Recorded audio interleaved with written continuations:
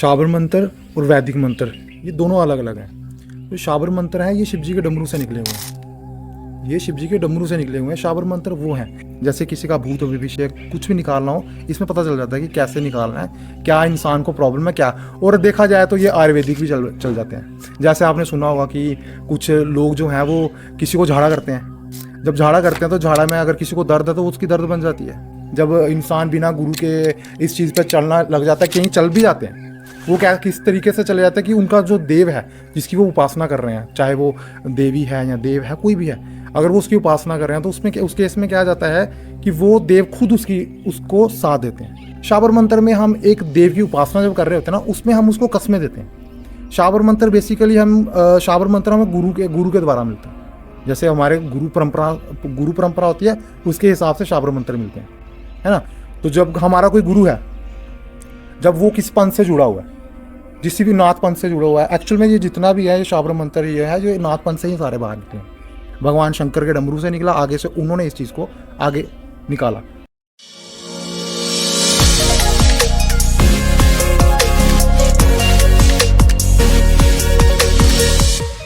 वैदिक मंत्र और शाबर मंत्र, इन दोनों में क्या अंतर है?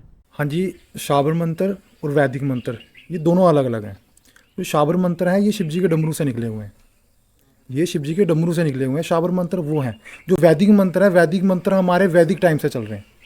शाबर मंत्र जो आया है, ये शाबर मंत्र का तो उल्लेख तो तुलसीदास जी ने भी किया हुआ अपनी रामचरितमानस में। तो वैदिक और शाबर में ये अंतर है कि वैदिक में आपको बड़ा समय लग जाता है एक देवते को प्रसन्न करना, और उसमें हम क्या करते हैं कि हम उसमें उसकी पूजा अर्चना करते हैं। उसकी पूजा अर्चना करते हैं, उनसे विनती करते हैं कि हमें अपना आशीर्वाद दीजिए, या हमारा कोई कार्य है जिस कार्य को हम अपना बनाना चाहते हैं, बन नहीं रहा है किसी वजह से, तो हम उस हिसाब से हम उस वैदिक मंत्र की साइड जा रहे हैं, क्योंकि हमें ज्ञान नहीं है। पहली बात तो हमें ज्ञान नहीं है, हमें जिसने जैसे बताया हम वैसे चल रहे हैं। किसी ने हमें वैदिक मंत्र दे दिया, जैसे निवारण मंत्र होते हैं, बीज मंत्र होते हैं, ज्ञान तो नहीं है, पर हमें पता चल गया कि कहीं से सुन लिया, उठा लिया मंत्र के, हाँ हम ये करेंगे तो इससे हमें हमारा जो है ये काम कार्य ये मंत्र कर देगा। लेकिन उसमें होता क्या है कि जब वैदिक मंत्र जैसे बीज मंत्रों में आ जाते हैं, निवारण मंत्र हो गए, बीज मंत्र हो गए, उसमें क्या होता है कि इंसान करना तो चाहता है पर वो बिना गुरु दीक्षा के नहीं कर सकता कुछ भी। उसके लिए पहले उसको गुरु दीक्षा चाहिए, ताकि वो एक मंत्र कोई उठाए, फिर उस पर पूरा जीवन लगाए, फिर उसके बाद वो अपने उस देव की उपासना में लगे, उसके आगे प्रार्थना करे कि मेरा क्या कार्य है, मेरा आपके प्रति मैं क्या अनुभव करना चाहता हूँ इन चीज़ों में जाकर, कि वैदिक मंत्र में जाकर।